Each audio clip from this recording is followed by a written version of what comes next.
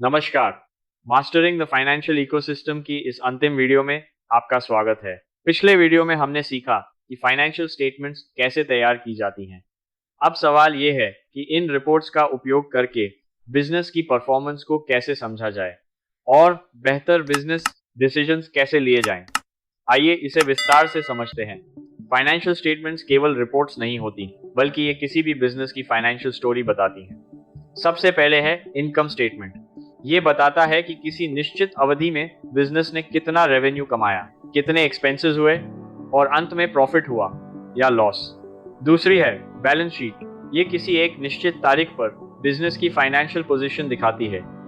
इसमें assets, liabilities और owners equity की जानकारी होती है। इससे यह समझ आता है कि बिजनेस के पास क्या है, उस पर कितना कर्ज है और मालिक की हिस्सेदारी कितनी है।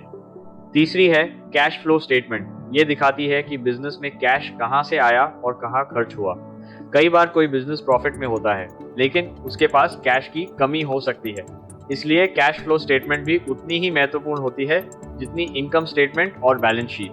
फाइनेंशियल स्टेटमेंट्स की मदद से बिजनेस कई महत्वपूर्ण फाइनेंशियल मैट्रिक्स भी निकालता है। इनमें से एक है ग्रॉस मार्जिन।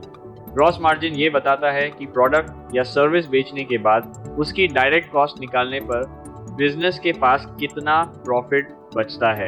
यदि ग्रॉस मार्जिन अधिक है तो इसका मतलब है कि बिजनेस अपनी ऑपरेशंस को बेहतर तरीके से मैनेज कर रहा है। एक और महत्वपूर्ण मेट्रिक है रिटेन्ड अर्निंग्स। ये वो प्रॉफिट होता है जिसे बिजनेस अपने पास रखता है और भविष्य में नए प्रोजेक्ट्स, एक्सपेंशन या ग्रोथ के लिए उपयोग करता है। इसके अलावा business revenue growth, expense trends, profitability और कैश फ्लो जैसे मैट्रिक्स पर भी लगातार नजर रखता है।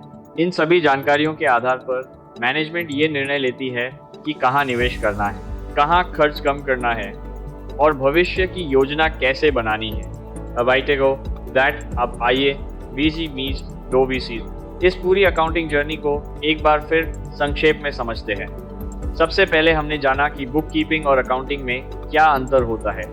फिर हमने अकाउंटिंग इक्वेशन और 5 प्रमुख अकाउंट टाइप्स को समझा। इसके बाद हमने देखा कि ट्रांजैक्शंस को डबल एंट्री सिस्टम के माध्यम से कैसे रिकॉर्ड किया जाता है और उन्हें जनरल लेजर में कैसे व्यवस्थित किया जाता है। फिर हमने सीखा कि adjusting entries, adjusted trial balance और फाइनेंशियल स्टेटमेंट्स कैसे तैयार की जाती हैं। और आज हमने जाना कि इन्हीं फाइनेंशियल स्टेटमेंट्स का विश्लेषण करके बिजनेस अपनी फाइनेंशियल परफॉर्मेंस को समझता है और भविष्य के लिए बेहतर निर्णय लेता है। याद रखिए, अकाउंटिंग केवल नंबर्स का हिसाब नहीं है।